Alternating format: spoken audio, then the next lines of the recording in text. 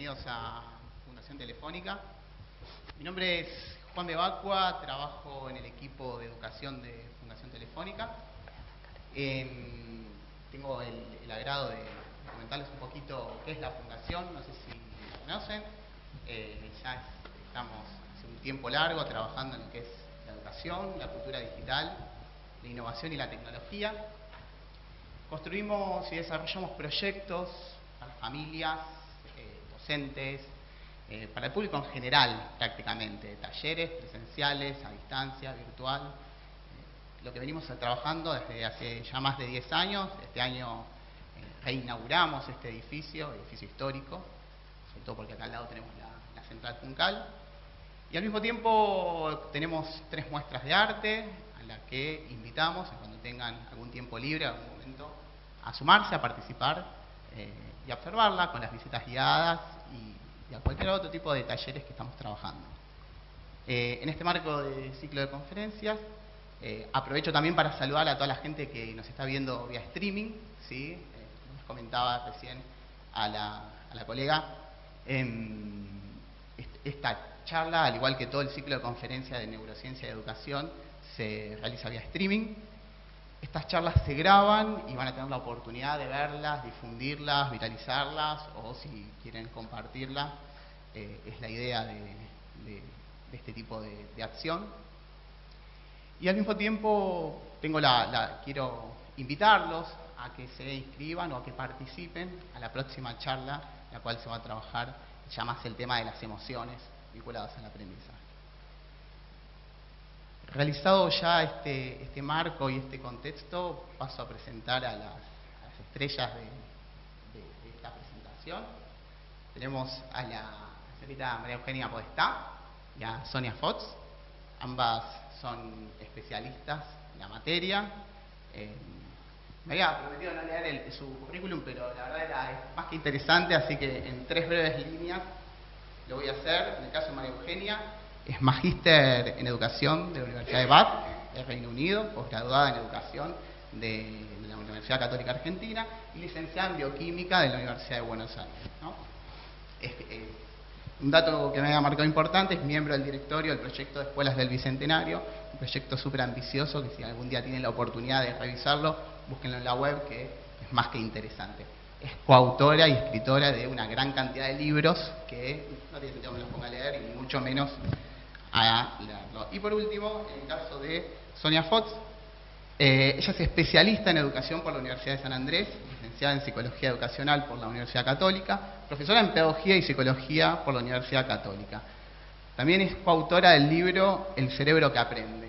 Así que 2 excelentes credenciales para comenzar esta charla. Y para todos los que nos están viendo por streaming, les comento que estamos a través del hashtag FTA, o sea, numeral FTA, vamos a estar consolidando todas las preguntas para que también se sientan partícipes de esta conferencia.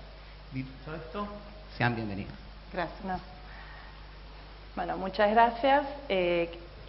Quisiera aprovechar para agradecer a la Fundación Telefónica la invitación para formar parte de este proyecto. Ya estamos pensando nuevas ideas para el año que viene. Cuando nos invitaron y pensamos este ciclo de charlas, surge un poco del libro, que no es que les quiero hacer propaganda, pero bueno, nos costó mucho escribirlo. Les voy a explicar por qué. Porque si vieron, tanto Sonia como yo venimos del área de la ciencia, pero nos fuimos corriendo hacia la educación. O sea, ella es psicóloga y yo soy bioquímica, pero después estudiamos educación. Y este libro fue escrito con un grupo de neurocientíficos. Entonces, lo que intentamos hacer es generar puentes entre las neurociencias y la educación. Porque, como bien saben, hoy ustedes como pacientes van, y voy a aprovechar que tenemos un médico en la audiencia, van a hacerse un análisis, un estudio, y ya no es rayos X y gris y negro, o sea, estático, las placas. No, es resonancia. Pasaron un montón de cosas. Hoy vemos a los órganos en funcionamiento. Entonces, lo primero que les queremos transmitir es que esto nos apasiona mucho y vino para quedarse, porque no vamos más a hacernos los estudios de otra manera. Hoy ya tenemos mucha tecnología que nos ha atravesado y vivimos con ella, con las cosas buenas y las cosas malas. Pero lo que quiero transmitirles es, en educación muchas veces hay modas. Estoy molestando, me parece. ¿Querés que agarre el micrófono así mejor? ¿Sí o no? Porque no les molestaba el así. Bueno, en educación hay como modas y que, bueno, vienen, se instalan, cambian. Lo único que queremos aclararles a ustedes es que esto no, o sea, no es una moda que va a pasar, está acá para instalarse. Entonces hay que tomarlo con mucho respeto y como seriedad, porque también ha habido abusos con todo esto. Así que les vamos a ir contando algunas cosas. Y creo que esto voy a decirle, no sabía si hacerlo porque va a estar siendo filmado y va a salir, pero bueno, lo más importante de mi CV es que soy abuela. Y les voy a decir por qué esto para mí es importante. Porque observar cómo están aprendiendo mis nietos de 1 y 2 años, de casi 3 años, a mí no sé, me pone en un lugar. Miren que estuve muy compenetrada con la educación de mis hijos, pero esto es otra cosa. O sea, hay un montón de procesos que se mantienen y demás, y que quieren descubrir, y es todo novedad, esas cosas se mantienen y estamos mucho en la naturaleza. Pero manejan mi celular y lo que sea tecnológico, prueba y error, no les importa nada. O sea, tienen otras maneras de aprender. Entonces, esto se merece para otras charlas, el rol de la tecnología y demás, pero bueno, los avances, lo que queremos decir es que los avances tecnológicos nos han atravesado con las cosas buenas y las cosas malas. Bueno, esto es un poco lo que esta imagen viene a simbolizar, y que lo que le queremos transmitir es que consideramos que las neurociencias, ¿sí?, ya están trabajando con la educación. Esto no es algo que haya empezado ahora, sino que tiene más de 20 años de historia en el mundo anglosajón. Por diversos, ¿me escuchan allá en el fondo? Por diversos motivos, soy una privilegiada que ha podido viajar mucho y he estado en distintas universidades y demás, y yo vengo leyendo muchísimo sobre este tema hace muchos años, pero está todo escrito en inglés, entonces no llegó al mundo hispanoparlante. Empezamos nosotros, acá tengo algunos exalumnos de programas y demás, traduciendo capítulos de libros que nos parecían importantes, porque ya hace más de 6, 7 años que nosotros desde la universidad estamos trabajando con esto, traduciendo capítulos de libros buenos, bueno, escribiendo este libro, pero hay muy poco escrito en castellano, ahora está empezando, pero lo que les queremos decir es, hace más de 20 años que esto está sucediendo en el mundo. Y también, otra cosa que les queremos anticipar es que, como toda novedad, algunos se han aprovechado. Entonces, ha habido software que han salido en Estados Unidos o programas que se han vendido como de impacto y no han tenido las investigaciones pertinentes, sistemáticas, como a nosotros nos gustan hacer las cosas. Así que ahora vamos a hacer un pequeño jueguito y después les vamos a contar dónde estamos parados nosotros y cuál es nuestra verdad en relación a las neurociencias. ¿Les parece? Lápiz y papel es para ustedes, ¿sí?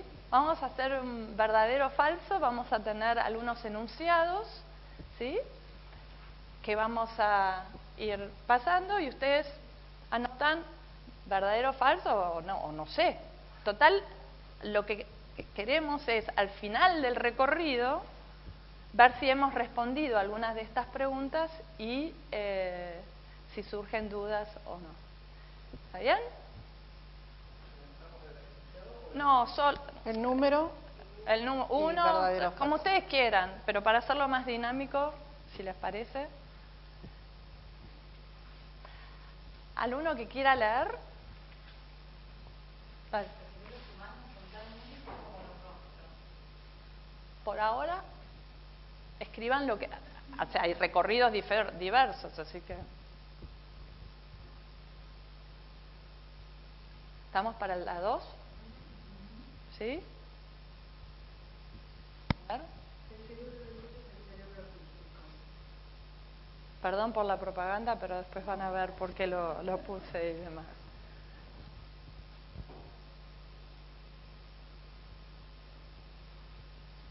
¿La próxima?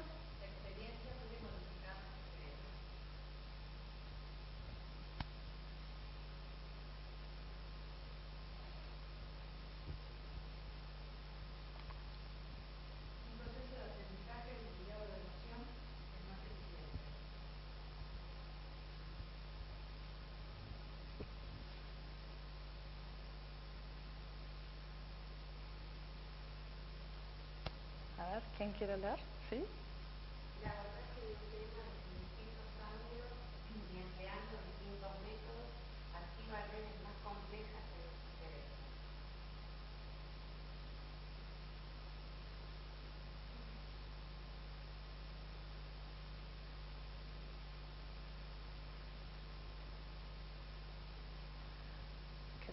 ¿Querés leer? El cerebro trabaja en tres.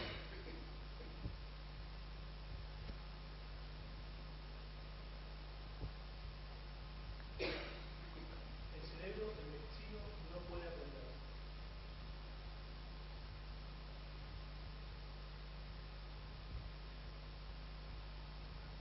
¿Sí? ¿Alguien que quiera leer? Domina ayuda al cerebro a consolidar y cementar esa memoria y nuevo aprendizaje.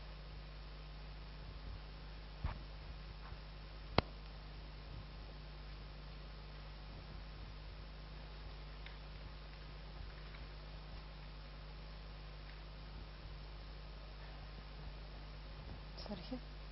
La última parte del cerebro en desarrollarse son los lóbulos frontales.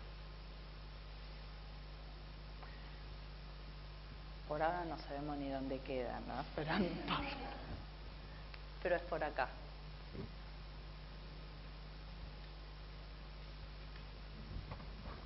¿Sí? ¿Quién quiera leer? El movimiento y el ejercicio favorecen los procesos cognitivos.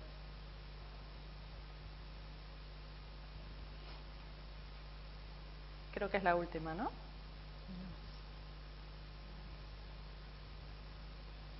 Usamos solo el 10% de nuestro cerebro.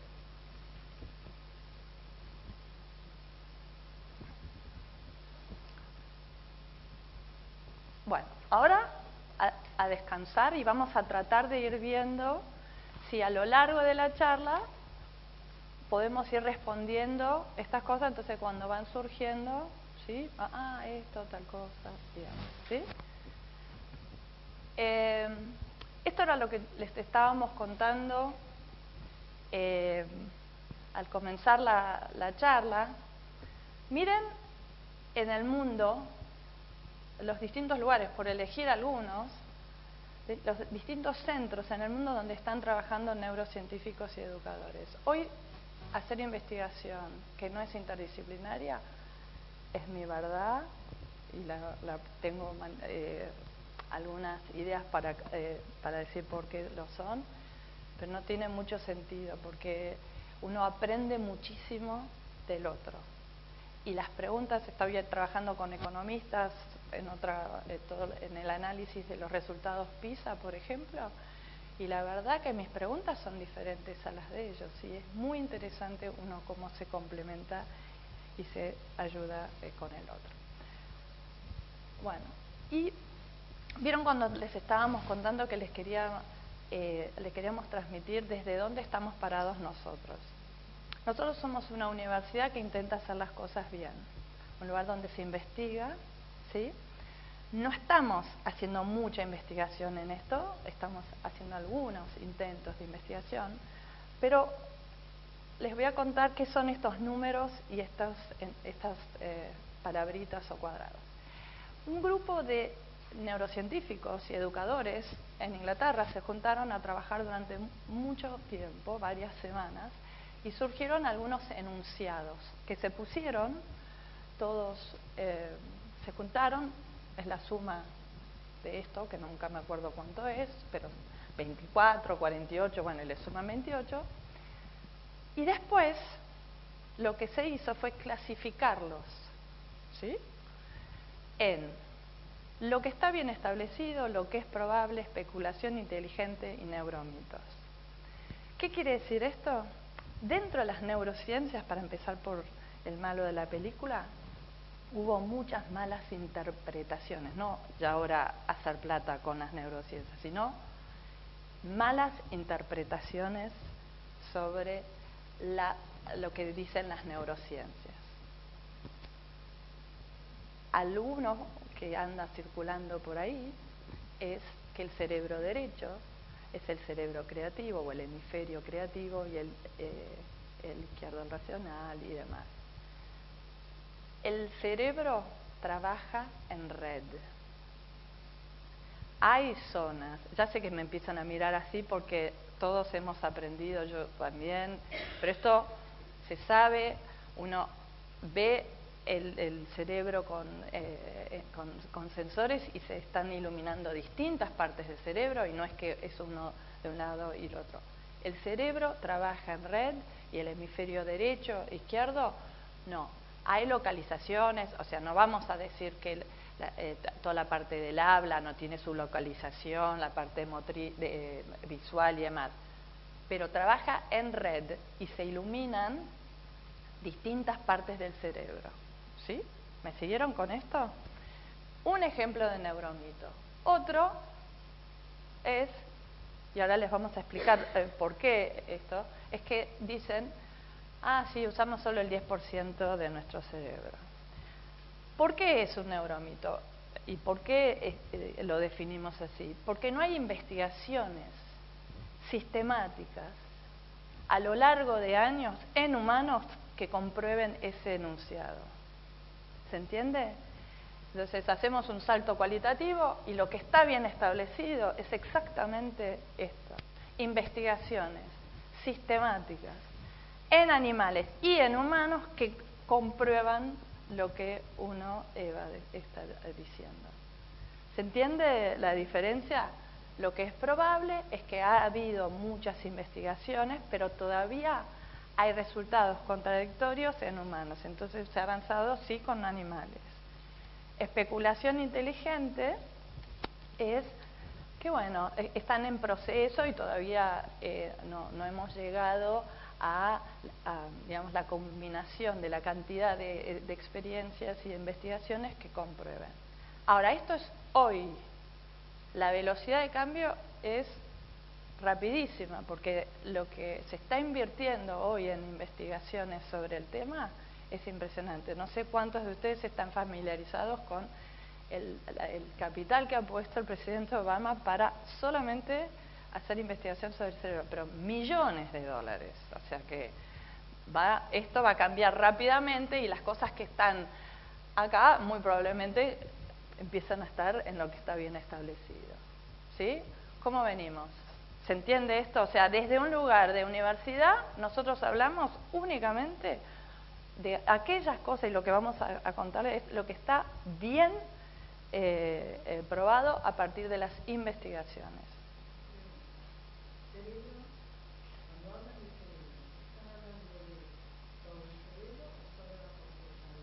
Todo. Pero ahora vamos a ir, ahora los voy a contar un poquito. Hablamos de todo, sí.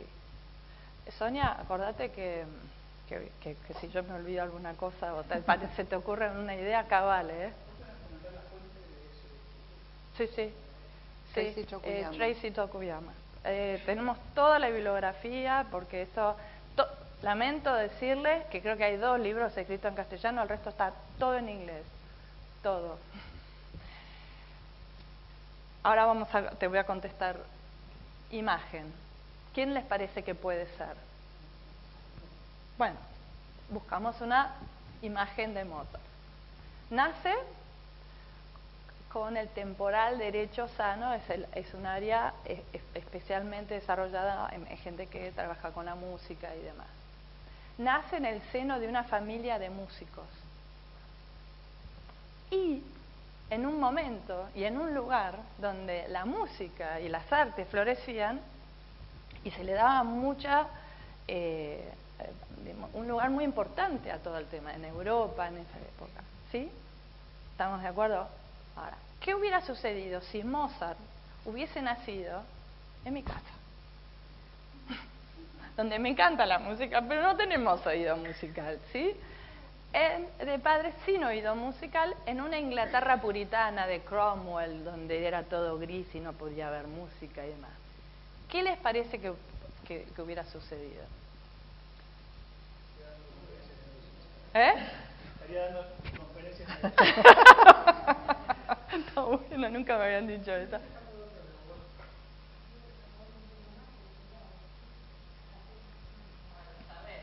No sabemos.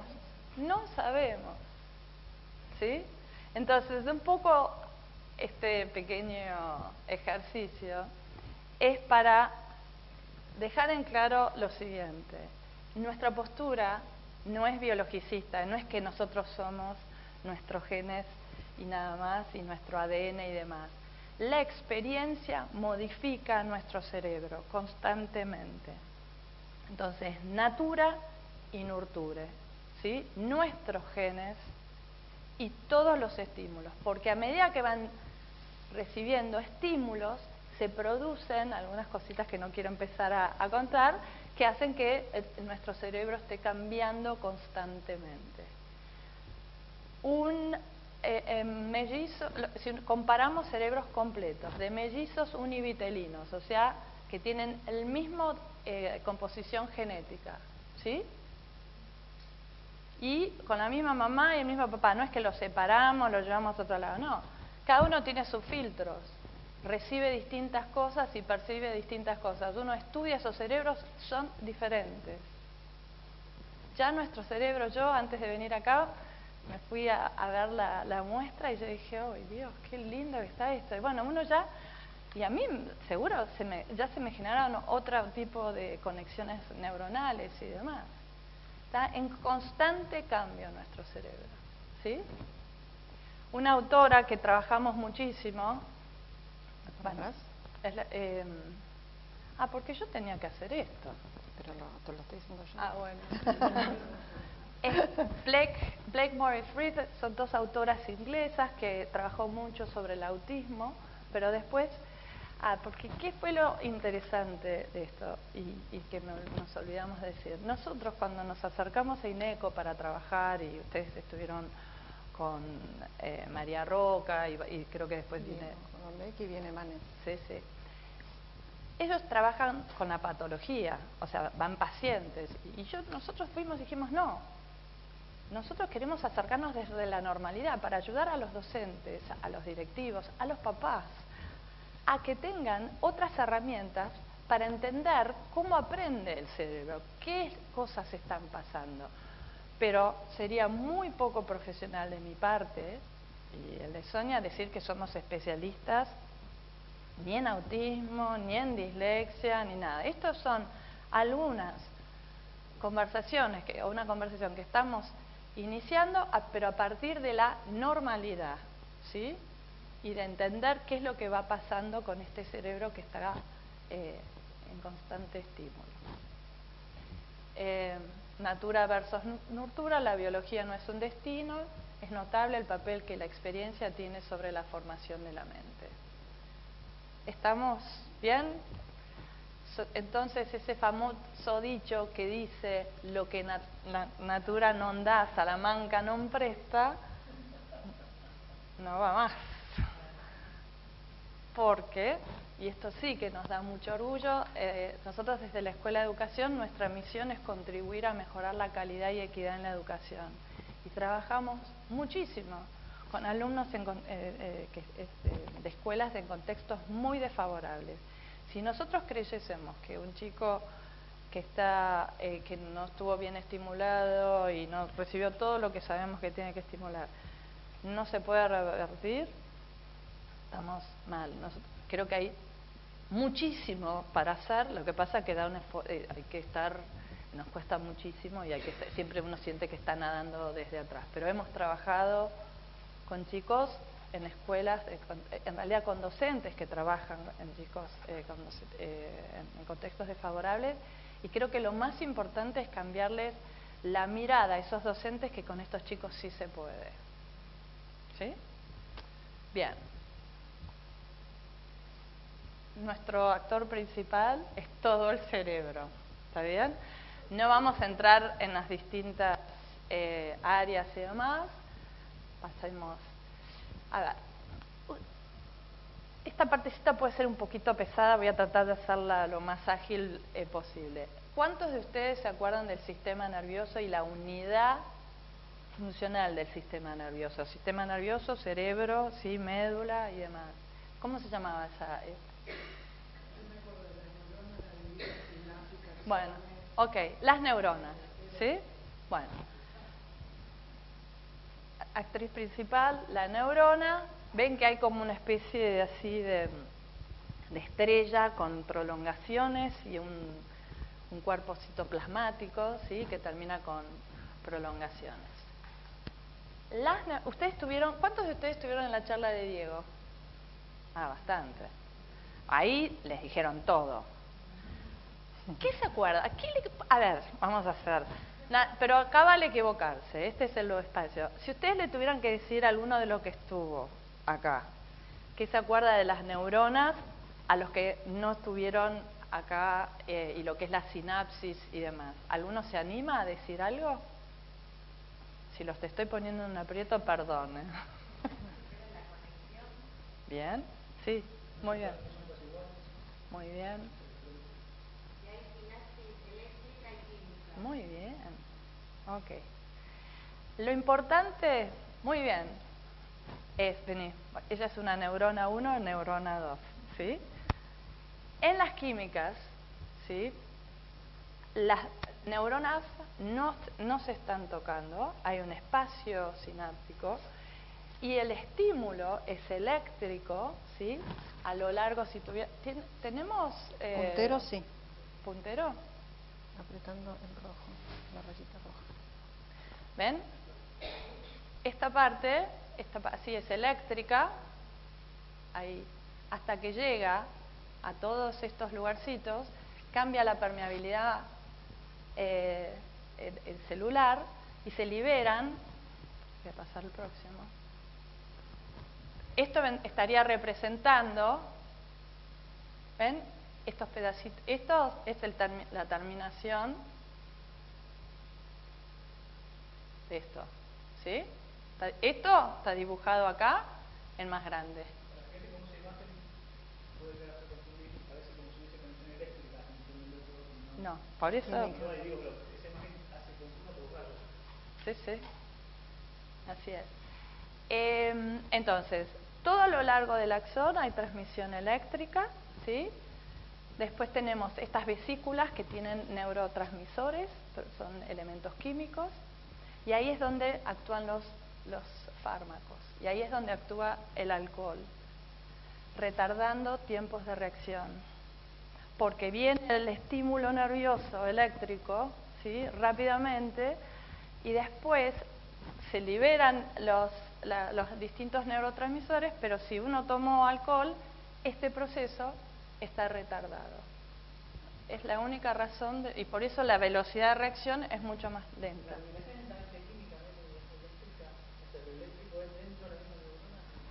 Hay dos tipos de sinapsis. Muy poquititas son eléctricas, muy poquititas, y son bidireccionales. Esta es unidireccional y es electroquímica, porque tenés... Sí, claro. Digo, pero lo que comunica es Sí, es químico. Por eso los fármacos, todo lo que hacen. Sí, para cientos de estimulantes, depresores y demás. ¿Sí? Algo que me gustaría comentarles, esta es una neurona que ya está bastante madura, porque ven estas cositas que tiene acá, es la mielina, muy bien. La madurez neuronal está dado por el proceso de mielinización. Cuando hay mielinización, el estímulo nervioso va mucho más rápido que cuando no hay mielina. Entonces uno habla de mielinización y es madurez neuronal. Y les voy contando algunas cosas que el cerebro madura de atrás para adelante. Los adolescentes todavía no tienen desarrollado y maduro completamente la zona frontal. Y explica mucho de los comportamientos del adolescente que vamos a hablar. Pero eso no quiere decir que no tenemos que quedarlos muchos y con los límites bien definidos y como adultos comportarnos como hay que comportarse. Bueno, sí, esta imagen puede ser engañosa y lo vamos a tener en cuenta para otra vez. Sí. Sí. Pero estamos cómodos con lo que dijimos. O sea, lo que es electroquímico es unidireccional, porque tenemos estímulos que van desde un receptor hasta el cerebro, ¿sí? Que son los sensitivos, y después los otros que son los motrices, que vuelven a un músculo o una glándula y entonces produce contracción o lo que sea. Hasta los 20, 25 años. Y el cerebro envejecido sigue aprendiendo muchas cosas. Esto quiero que se lo lleven. En teoría no. Lo que pasa es que hay actitudes de los adultos que acompañan a los adolescentes que no les dan las herramientas adecuadas para actuar como adultos y siguen actuando como adolescentes. ¿Me siguen el pensamiento? O sea, a nivel anatómico fisiológico están bien.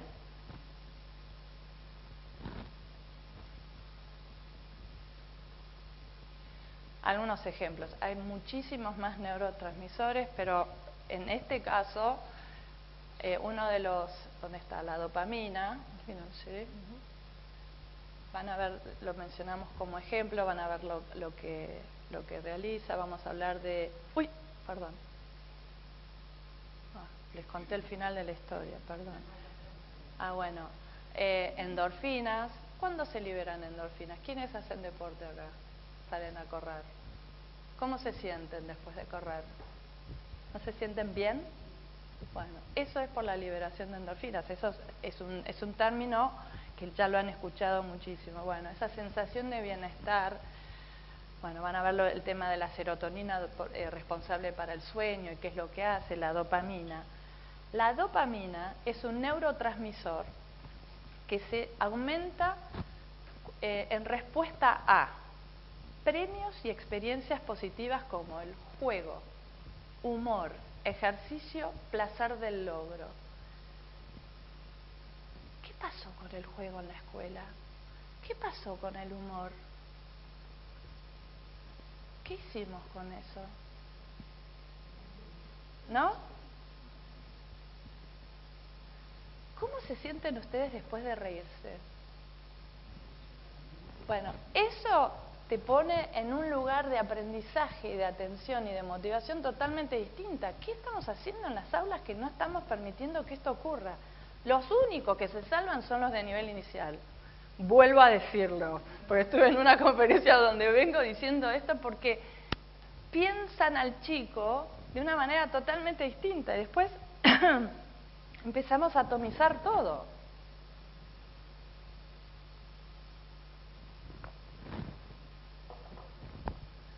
Cuando se anticipa que va a haber premios o placer.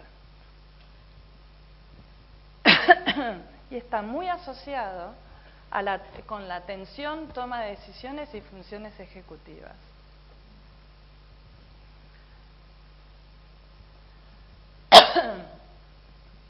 Esto es muy importante.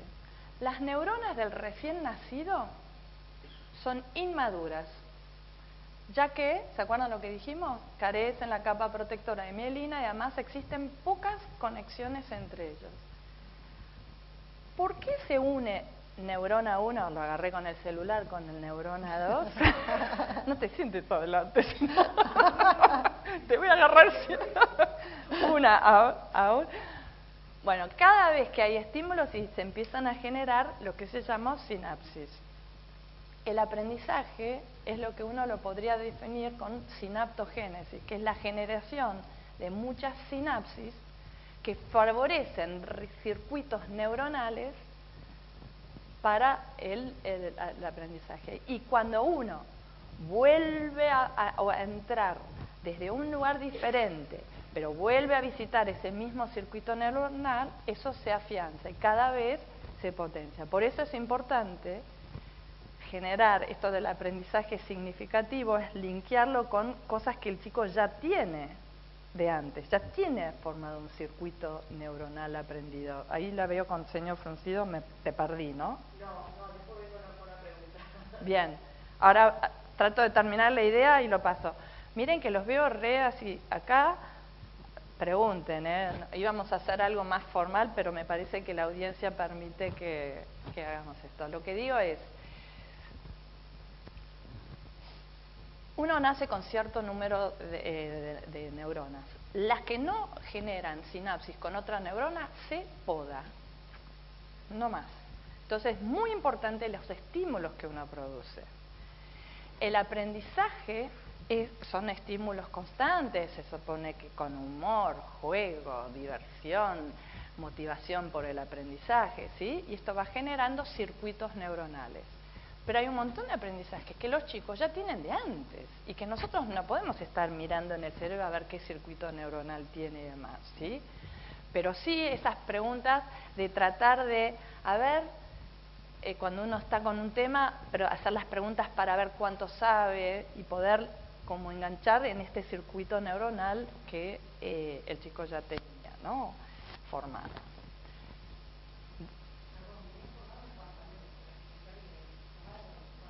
No, a lo largo de la vida, no, perdón, no, sí, esto es con los chicos. A medida que van creciendo van formando circuitos neuronales porque vino la abuelita y le enseñó alguna cosa y demás, ¿sí? Fue al museo y aprendió otra cosa, leyó, o sea, hay otros lugares donde el chico aprende. Entonces uno viene docente en la escuela, le tengo que enseñar esto y tenés que investigar. A ver, esto ya lo sabíamos de antes, no necesitamos a las neurociencias para venir. ¿Sí? ¿Eso es lo que estabas diciendo, perdón, allá? No, te vi con un... No, ya sé que lo de la tabula rasa no existe, pero sí, lo que digo es que las neurociencias no son las que vienen a explicar esto, ni mucho menos. Lo que pasa que hoy lo podemos explicar desde un lugar anatómico-fisiológico donde hay circuitos neuronales. Me estoy anticipando algo y por ahí los estoy desordenando. Pero otro lugar que para mí está muy descuidado en la escuela es el lugar del error. ¿Sí? Una vez que un chico aprendió algo mal, lo tiene que desaprender, hay que dedicarle tiempo para que lo desaprenda y no retándolo y calificándolo mal, sino planificándolo bien para generar nuevos circuitos y que esto se aprenda de vuelta bien. ¿Me siguen lo que estoy diciendo?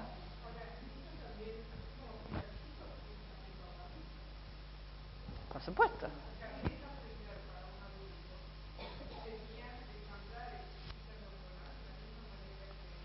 Absolutamente. La verdad que uno tiene que generar... ¿cuántas veces aprendimos cosas? Yo vengo de las ciencias. ¿Cuántas malas informaciones hay en relación con el tema de que no vayas a dormir con la planta porque ojo que respira, que te saca? Me quedo. Bueno, malos aprendizajes que se dieron por distintas razones, porque se lo leyó en una revista. Bueno, hay cosas que hay que desaprenderlas y generarse el tiempo para aprenderlas bien.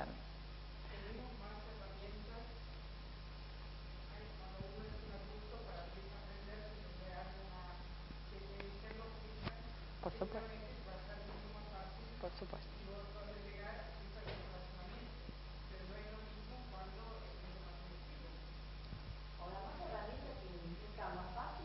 ¿Cómo? No te sé la pregunta.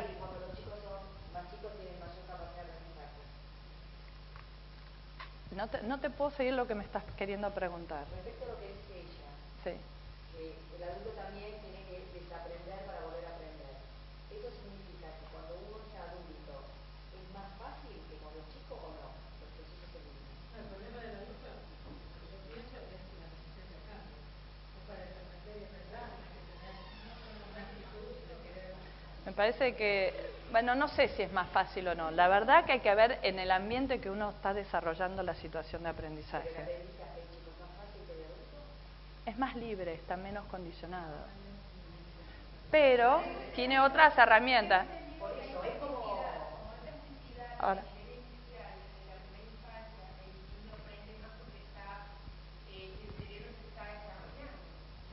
Sí, sí. Pero la plasticidad la sigo teniendo yo, no la perdí. Toda la vida. Eso es lo que les quiero transmitir.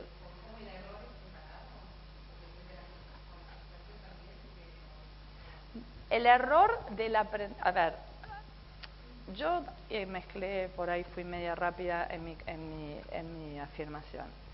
El error en la escuela está calificado, así marcado con rojo, se tacha y no se hace nada al respecto. En la mayoría de los casos que tengo bastantes escuelas caminadas con respecto a eso. Yo lo que digo es, el error y el buen feedback dan una situación más placentera y que no asociada a una mala nota o lo demás, ni de frustración, primero para desaprender lo que aprendí mal y después para no sentirme mal al respecto. Por supuesto. Pero por eso es un cambio es un cambio de mentalidad en los docentes muy importante, lo que el ver que uno le tiene que dedicar tiempo a que el chico desaprenda algo que aprendió mal. Porque hoy ustedes saben que la mayoría de las situaciones de aprendizaje y evaluación están ligadas con la calificación. Nosotros hablamos de evaluación formativa a lo largo de todo un proceso y es parte del aprendizaje y te da herramientas para saber qué pudo percibir el otro y demás. O sea, espero no estar confundiéndolos, pero bueno. Bueno, pero exactamente, sí. Bueno, buenísimo eso que dijiste, yo no lo había pensado. Volvamos a los recién nacidos. Nacen inmaduros, si no hay estímulo y no se genera sinapsis, se podan, ¿sí? Quiero decir algo que vos comentaste, que la plasticidad que ustedes están viendo acá se mantiene a lo largo de toda la vida, mucho más intensa en los niveles más chicos que cuando uno es adulto, ¿no? A nivel de lo que se ve, El cerebro embrionario en la semana 4 está produciendo 500.000 de neuronas por minuto. Miren los números, les doy datos. Miren estos datos. 2 millones de conexiones por segundo. Luego, estas células se trasladan a lo que será el cerebro y comienzan a formar conexiones entre neuronas, dendritas y axones. Solo aquellas neuronas que establecieron conexiones con otras neuronas se mantienen y se diferencian. Es un horror, ¿estamos bien? Y se diferencian empiezo. Solo aquellas neuronas que establecieron conexiones con otras neuronas se mantienen y se diferencian en otros circuitos con sus funciones específicas. Las que no han sido usadas se podan.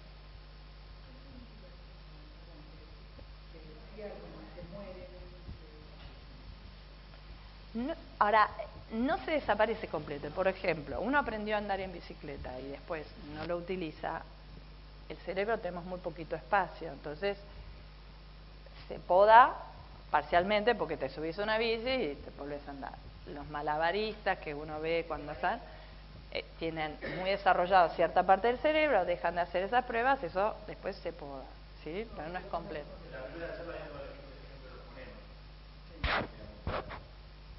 Contale para los que no estuvieron.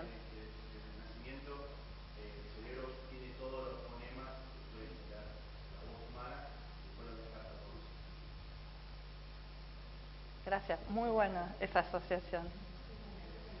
Por eso los idiomas, o sea, y hay una experiencia hecha de chicos que estaban bebitos, y que está descrito en la literatura. ¿Cómo?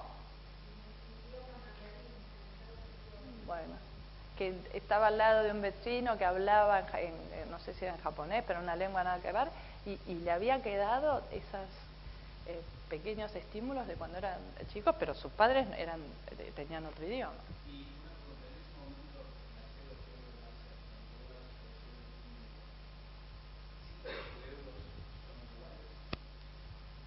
Mira que yo, las investigaciones no sé cuánto han avanzado, pero dentro del... ¿Vos estás hablando de mellizos univitelinos? ¿De eso?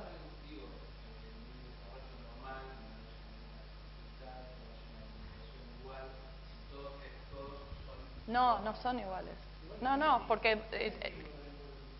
pero por eso, no solo... Eso por un lado y además por la genética. De la misma manera que un bebito sale rubio, también tiene otro tipo de conformación. Sí.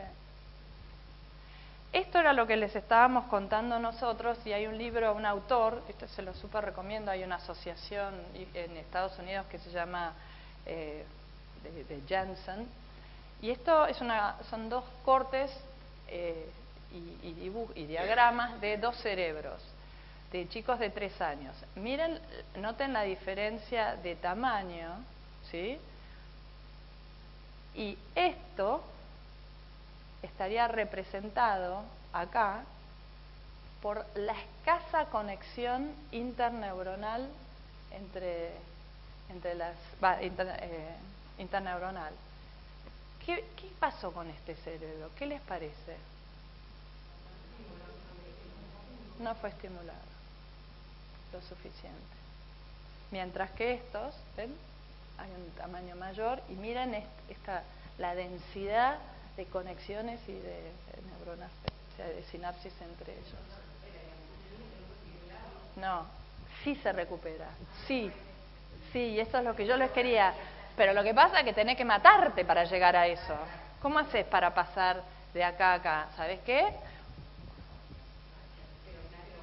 Siempre sentís que venís nadando de atrás. Sin embargo, tengo mucho respeto sobre lo que hay un grupo en Mendoza que habla de la desnutrición infantil, genera estragos en los primeros años de vida, si los chicos, y eso es muy difícil de revertir, ¿sí? Porque ya pasaron ciertas cosas a nivel de fisiología, ¿ok? Pero lo que sí nos gusta decir esto es, a pesar de que uno ve de cerebros que no fueron tan estimulados, si uno tiene la actitud adecuada puede lograr cosas maravillosas, y eso lo hemos visto las dos trabajando en más de 150 escuelas de contextos desfavorables. Es que el docente quiera y no vea al chico como un pobrecito y total va a terminar en la cárcel o que va a ser un drogadicto.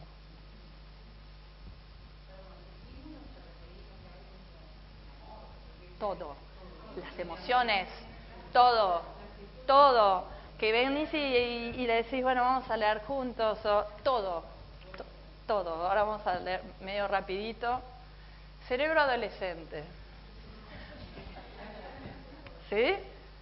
¿Se acuerdan que les dije que es de atrás para adelante? Bueno, la corteza prefrontal está aún madurando. Entonces son propensos a conductas de riesgos. Esto es lo que... ¿Qué es lo que sucede en la corteza frontal? Todas las funciones ejecutivas son las últimas, toda esta zona es la última en desarrollarse. Entonces estas funciones ejecutivas condicionan un montón de las actitudes del adolescente. Fíjense, razonamiento lógico, juicio, planificación de las metas, evaluación de riesgos, predicción de consecuencias, organización, capacidad para priorizar. Eso no lo tienen maduro todavía. Entonces, uno lo que observa es que los adolescentes toman decisiones basadas más en respuestas emocionales y reactivas que en respuestas lógicas y reflexivas. Pero vuelvo a decir, por favor, porque muchas veces uno dice, ahora entiendo por qué hace lo que hace los adolescentes y que son como que necesitan el otro y que toman decisiones a veces equivocadas y demás.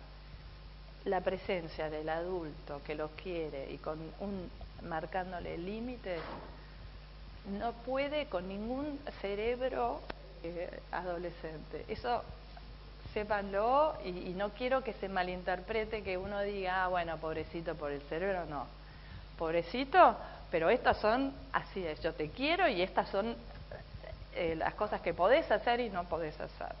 Uno observa que a estos adolescentes que son huérfanos con padres, porque finalmente nadie se ocupa.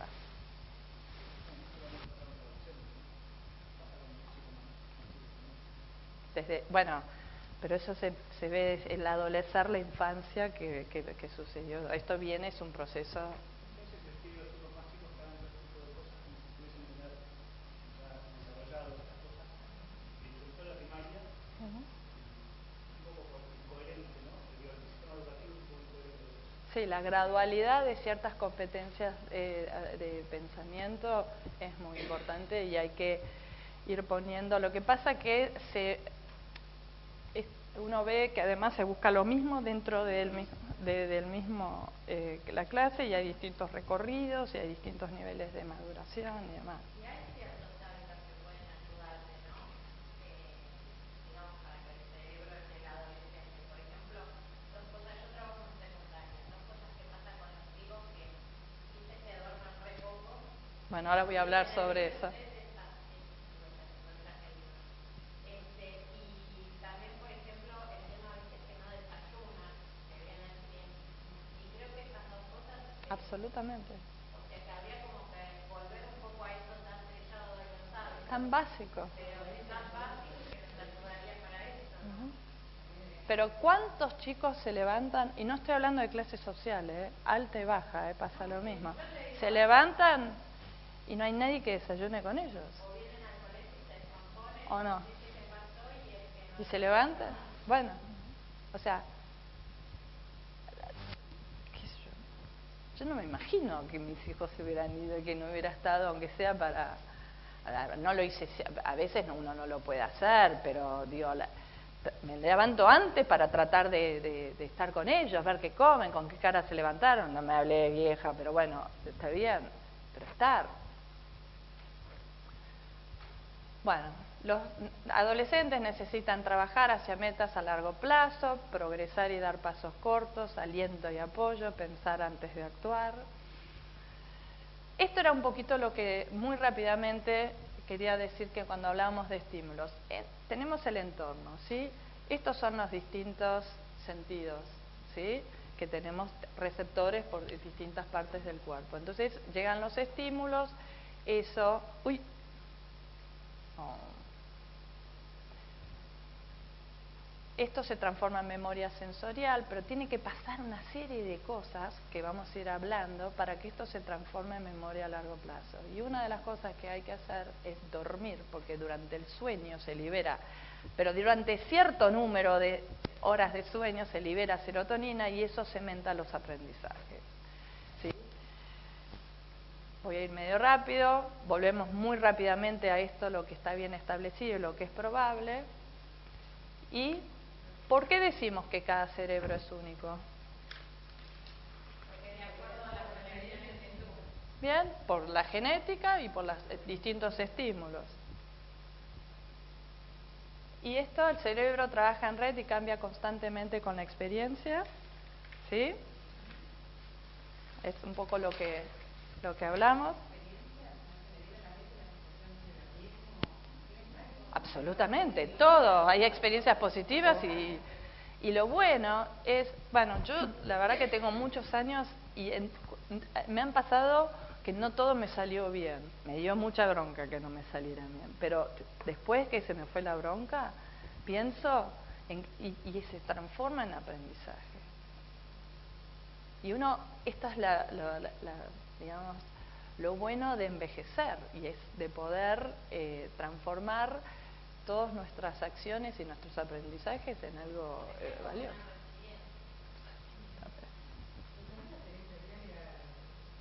todo. Sí, totalmente, sí.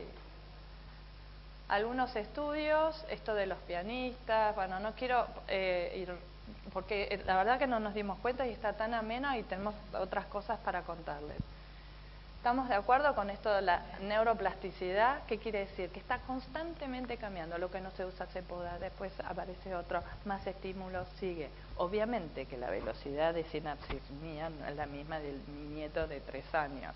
¿Estamos de acuerdo? Esto quiero decir que va habiendo una degeneración progresiva de las neuronas y todas esas cosas, ya no es lo mismo, pero está bueno empezar con algunas cosas interesante.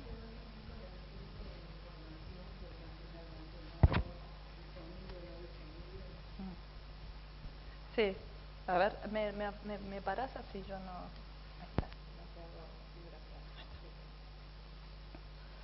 Bueno, vamos a seguir un poquito, voy cambiando de acá, en esto de la neuroplasticidad que es tan importante porque, bueno, el cerebro es un órgano y es un órgano adaptativo, ¿sí? Y se adapta al medio en donde está y por eso es maleable y es plástico. Pero hay una estructura cerebral sobre la cual se organiza, ¿sí?, las conexiones neuronales y tiene que ver dos cosas muy importantes que justamente es la experiencia y el ambiente. Cuando se habla de ambiente, se habla de entorno. Por ejemplo, Jensen tiene un libro específico que se llama Enriqueciendo el Cerebro, que habla de la importancia de los entornos de aprendizaje, ¿sí?, familiares y también los entornos de aprendizaje. ¿Qué podemos hacer nosotros para mejorar el entorno de la escuela?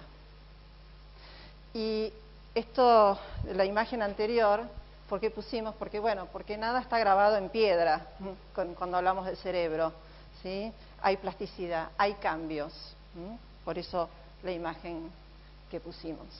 Y bueno, todos sabemos que el aprendizaje es un proceso de construcción y el aprendizaje y las experiencias justamente van enriqueciendo el desarrollo desde lo perceptivo, desde lo cognitivo también, en esta arquitectura funcional que hace al cerebro. Podemos pensar, por eso cuando pensamos en la imagen pusimos los bloques, porque en realidad estamos hablando de una arquitectura funcional del cerebro. Y esto, como ustedes dijeron también antes, esto ya sabíamos, lo que pasa es que ahora las neurociencias, por medio de los avances de la tecnología, podemos como ir corroborando aquellas cosas que ya se sabían de hace tiempo y los educadores, ¿sí?, también sabemos. Y esto también es importante, ¿no?, que no todos los cerebros son buenos en todo. Hay diferencias y estas diferencias justamente tienen que ver con el patrón genético y nuevamente con las experiencias. Pero por eso, bueno, las imágenes vienen a representar esto, que hay chicos que son, digamos, que tienen más experiencia, más dominio, por ejemplo, de lo lingüístico, otros chicos que tienen otro tipo de experiencia, ¿sí?, o fortalecido otras conexiones neuronales que tienen que ver justamente con el entorno de aprendizaje, el entorno donde nacieron también. Y ¿por qué esta imagen? Porque desde que nacemos, ¿sí?, es innato esta curiosidad y esta necesidad de aprendizaje. Y esto está bueno saberlo porque, bueno, muchas veces, ¿no?, se escucha como que la escuela mata la curiosidad o mata las ganas de aprender. Y en realidad esto es innato, esto está en nosotros. Y bueno, es un poco la función de la escuela justamente mantener vivo estas ganas y esta curiosidad. Y algo que también es importante tener en cuenta, y en la próxima charla vamos a profundizar un poquito más, es en el rol de las emociones en relación al aprendizaje. Porque hoy ya se sabe que las emociones y la regulación emocional, especialmente, tienen mucho que ver en si el alumno aprende o no. Y situaciones de estrés, por eso la imagen, ¿no?, dice, ¿y yo cómo me llamo?, ¿no?, ante una situación de examen. Estas cosas del estrés bloquea, después vamos a ver en la próxima charla, bloquea el pasaje de información al cerebro cognitivo, al cerebro que procesa esa información.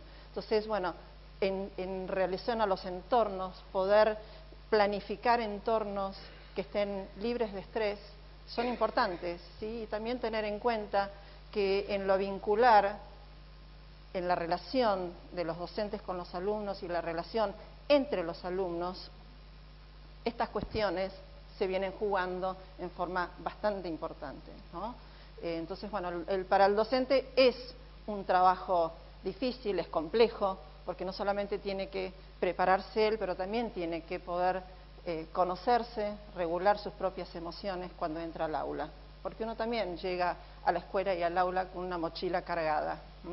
Así que, y esto va a afectar también el aprendizaje de nuestros alumnos. Hay un neurocientífico que se llama Joseph Ledoux, y él ya hace muchos años tiene un libro que se llama El cerebro emocional, y bueno, y ha trabajado mucho todo lo que tiene que ver con las emociones. Lo vamos a seguir profundizando en la próxima clase, pero lo importante es también entender que hay diferentes circuitos dentro del cerebro, y hay un circuito que él lo llama la ruta corta, que es del tálamo, que es una estructura en el sistema límbico interno del cerebro que recibe todos los estímulos de la afuera y lo manda a una estructura cerebral muy chiquita, del tamaño de una almendra, que se llama la amígdala cerebral, que procesa las emociones. Ustedes ven que ese camino es cortito, ¿sí? Entonces el estímulo que llega de la afuera, primero es procesado por esa amígdala, que es como la alarma del auto, ¿sí? O la alarma de nuestra casa. Cuando hay algo potencialmente peligroso o dañino para nosotros que tiene que ver con nuestra supervivencia, la amígdala se activa y dice, esto es potencialmente peligroso, y le manda mensajes al cuerpo para ocuparse de eso. Si ustedes están y escuchan la alarma del auto, ¿qué hacen? Algo hacen, salen corriendo, a ver qué pasó. Bueno, se preparan, sí, para accionar. Lo mismo hace el cerebro. Cuando recibe un estímulo potencialmente peligroso, se prepara para la acción, para hacer algo. Entonces, cuando hay algo, alguna situación de estrés, alguna situación de miedo, algo vivido desde el alumno como una potencial amenaza, queda esa información ahí. Esa información después no se procesa en el cerebro cognitivo, porque se está ocupando de otra cosa que tiene que ver con defenderme, con sobrevivir. Por eso es importante generar entornos libres de estrés, porque en entornos libres de estrés, ¿sí?, ese estímulo va a la amígdala dice está todo bien y pasa a ser procesado desde lo cognitivo. Por eso cuando hay situaciones con los chicos que dicen estoy bloqueado, no me acuerdo nada, es así, ¿sí? Realmente hay un bloqueo y no se puede procesar cognitivamente. O cuando ustedes están preocupados y quieren leer un libro, por ejemplo, ¿no? A veces lo que pasa es pasan las hojas y una vez dice, ¿yo qué leí? No me acordé nada. Pero porque el cerebro está ocupado en otra situación, en otro pensamiento, ¿sí?, que tomó cargo. ¿Está ahí más o menos bien? ¿Sí? Otra cosa que se sabe es que el cerebro presta atención a la novedad. Y entonces en nuestras aulas, en nuestros entornos educativos, es importante, ¿sí?, generar, ¿sí?, experiencias novedosas para los chicos. Pero también es cierto que la novedad, si yo por ejemplo entro en jardín, yo soy maestra jardinera también, ¿no? Pero si uno entra a veces disfrazado con algo novedoso, esto va a llamar la atención de los chicos, ¿no? Si al día siguiente vuelvo a poner lo mismo, el mismo sombrero, y al tercer día me pongo el mismo sombrero, y al cuarto día el mismo sombrero, al quinto día ya ni me miran.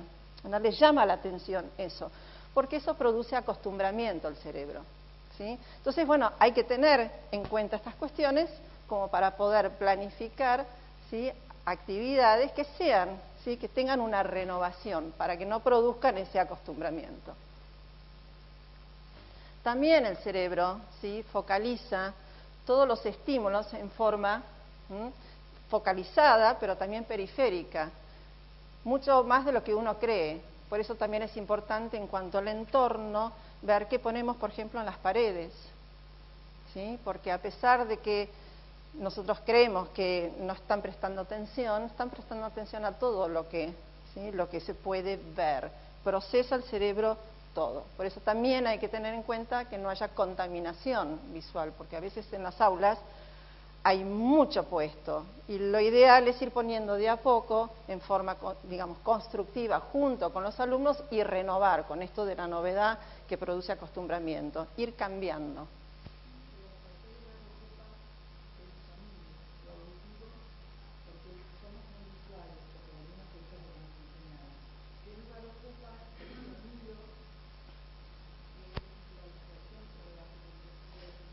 Bueno, justamente cuando uno habla de entornos de aprendizaje, ¿sí? Tiene que tener en cuenta todas estas cosas. Las aulas que son muy ruidosas son muy difíciles porque distraen la atención. Nosotros necesitamos cerebros que estén atendiendo, ¿sí? A ese estímulo que nosotros queremos que focalicen.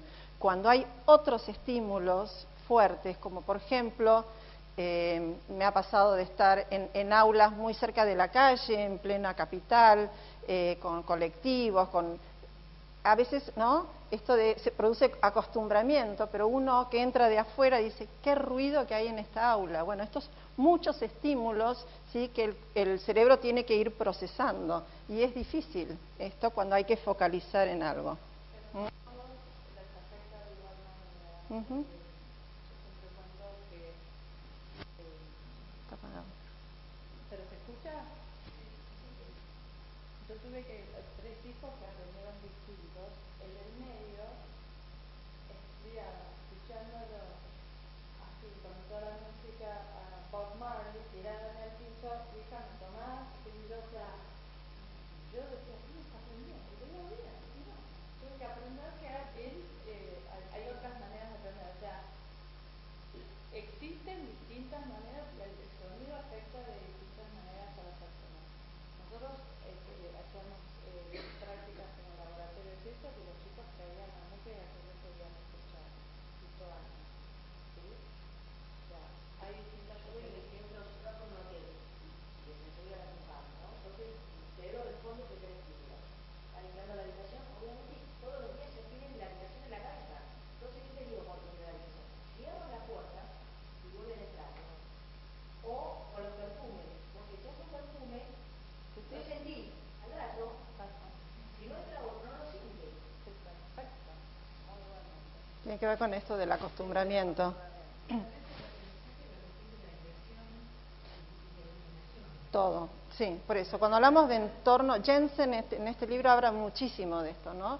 De todo, digamos, los estímulos y cómo acondicionar el ambiente, desde tener una buena ventilación, ¿no? La iluminación, cómo está. A veces hay pizarrones, sí, que la iluminación, digamos, los chicos no pueden ver bien. O lo ideal es la luz natural, no la luz eléctrica, bueno, estas cosas, la hidratación, la nutrición, bueno, todo esto afecta la manera en que nosotros aprendemos. Totalmente, sí, el movimiento es importantísimo, es importantísimo. Por eso también poder repensar nuestras aulas en, bueno, cambiar, ¿sí? Este entorno, cambiar la disposición de los bancos, hacer actividades que a veces las hacemos por acostumbramiento, las hacemos siempre en el aula y, bueno, repensarlo, sacarlos del aula, que esto sea una novedad, que sea diferente, hacer alguna actividad en el patio, ¿por qué no? Aprender afuera, tener una conexión con la naturaleza. Todo esto favorece a mejores aprendizajes porque es multisensorial, ¿no? Cuanto mejor podemos tener un aprendizaje multisensorial, tenemos más posibilidades, ¿sí?, de llegar a todos.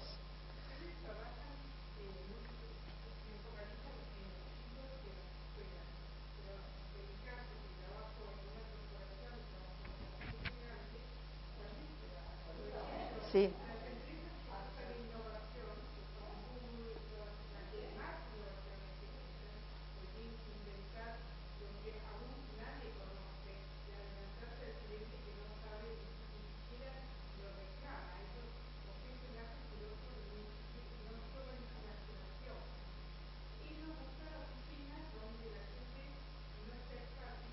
Uh-huh.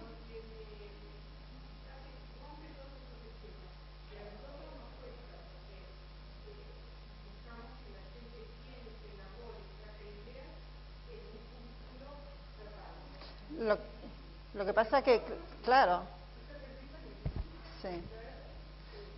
Lo que pasa es que el mundo de la empresa lo puede hacer. Nosotros tenemos como un sistema educativo formateado, ¿sí?, muy tradicional, de hace 200 años, y de repente, bueno, se sabe todo esto y están pasando cosas maravillosas en algunas escuelas.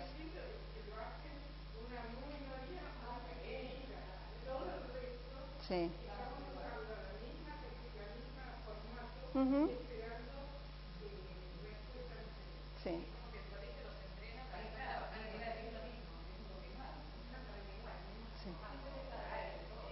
Ujú.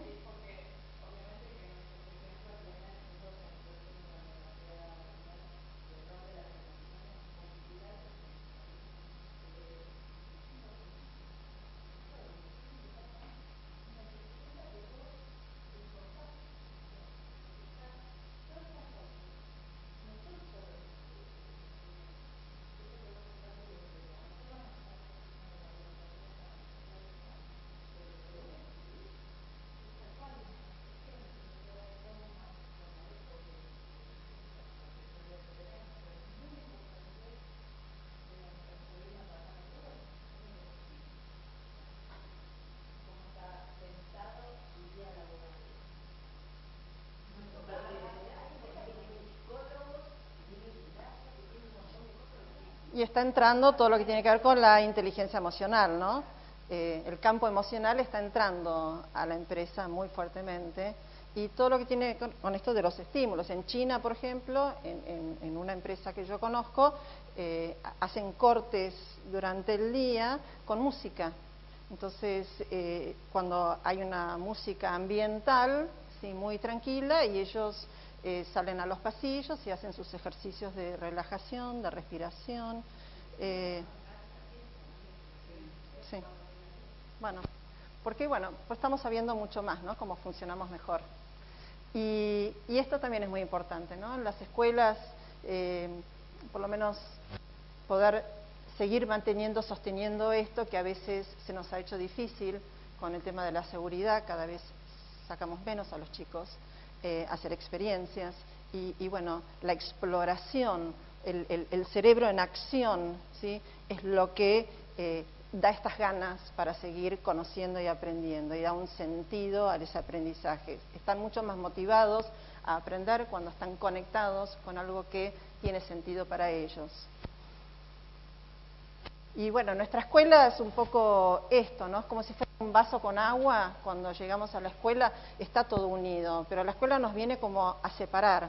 Nos separa el arte, nos separa la historia, nos separa la geografía, nos separa las ciencias, ¿no? Y está todo como compartimentado. Y en realidad ya vimos que el cerebro trabaja en red. Entonces, ¿cómo hacer? Es un desafío desde la escuela. ¿Cómo hacer, ¿sí? Para empezar a unir lo que la escuela ha desunido?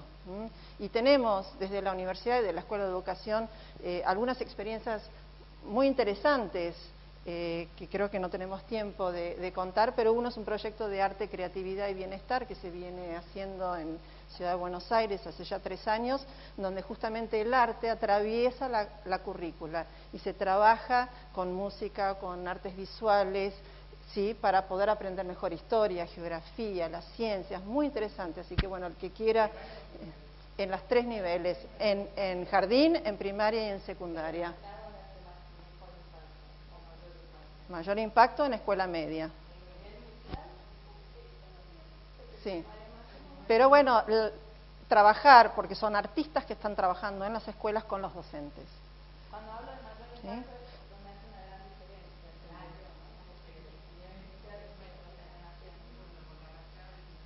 diferencia. Exactamente, exactamente. En nivel primario son en escuelas de la Comuna 4 y la Comuna 8 de Ciudad de Buenos Aires, las comunas más vulnerables de la Ciudad de Buenos Aires. Y a nivel medio estamos en Barracas, en Ciudad Oculta, en Lugano, en Liniers y en Núñez. Sí, sí, en varios distritos. Estamos documentando, sí, pero hay documentado, hay una investigación académica que está haciendo la universidad que acompaña esto y está instalado en el Ministerio de Educación del Gobierno de la Ciudad como proyecto innovador. Así que esperemos que pueda seguir por muchos años más.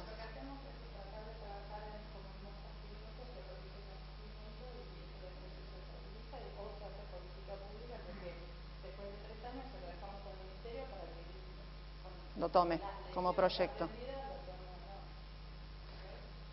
Bueno, vamos a ver si unos minutos como para poder. Esto ya lo vieron con Mario sobre, ¿sí? Y esto de que somos seres sociales, ¿no? Y bueno, siempre estamos junto con un otro. Entonces la importancia de justamente planificar actividades de aprendizaje entre pares. Rápidamente, algunas cosas de las que yo te prendo. No me puedo dedicar a esto. Bueno, el tema, vamos a hablar rápidamente sobre el sueño, el ejercicio y el humor. Para contar, volver a explicar por qué queremos recuperar. Durante el sueño, después de más de, por lo menos, entre 6 y 8 horas de sueño, se empieza a liberar un neurotransmisor que se llama serotonina. Y eso favorece la ramificación de dendritas y es como que se cementan los aprendizajes. ¿No le ha pasado a ustedes que durante el sueño se levantan a la mañana y dicen, ya está, me di cuenta? Como que, bueno, el cerebro sigue trabajando, nosotros no lo controlamos, está ahí funcionando y surgen nuevas ideas. Para que un aprendizaje se transforme de memoria a corto plazo a una memoria a largo plazo, necesitamos que los chicos duerman. Si vienen sin dormir a dar un examen, puede ser que lo aprueben, pero no sabemos si dentro de una semana eso lo van a recordar o no.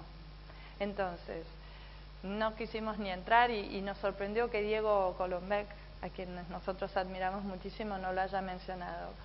Pero hay investigaciones que están diciendo que los adolescentes tendrían su momento de mayor atención es a partir de las 9, 10 de la mañana. Entonces, ¿qué estamos haciendo? Haciéndolos ir tan temprano y demás. Pero bueno, es para otro día. Entonces, recuperar cosas tan básicas como el sueño. La actividad física, estimado señor, ¿qué es lo que hace? Potencia funciones del cerebro, ¿sí? Porque hay más glóbulos rojos cuando hay mayor circulación de sangre, más glóbulos rojos que circula con oxígeno, el oxígeno llega al cerebro como cualquier otro órgano, entonces uno está más motivado. Absolutamente.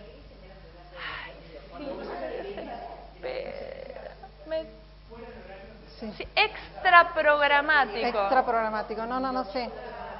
Como lo pensemos. No, por eso. No. O a veces, perdón, ¿no? Pero a veces el castigo es se quedan sin recreo. Sí.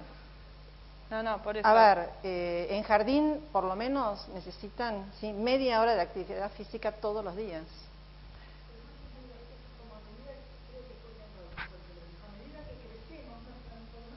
Sí. Un cuerpo que tiene que llevar un cerebro. Sí. O sea, el cuerpo no tiene ninguna condición que no sea llevar a la cabeza. Nosotros también esto lo comprobamos un poco con los chicos que se iban del aula directamente al comedor. Y uno intentaba que en el comedor se queden callados, coman bien y todo lo que quieran. Y después hicimos un curso en el INSA que teníamos vuelta al cerebro, tenía hace muchos años. Y entonces se tomaban 10, 15 minutos de bajarlos al patio donde hacían juegos, se despejaban un poco y después subían al comedor. Y esos minutos hicieron diferencia. Seguramente. Sí. Hay una escuela en Ciudad Oculta, la MM6, donde están utilizando música para salir al recreo. En los recreos. Y no Están saben lo que ha maravillados, los cambiado. chicos están encantados. Ha bajado mucho el nivel de ambiente, violencia en esa escuela. El nivel de violencia bajó muchísimo a partir de la música en los recreos.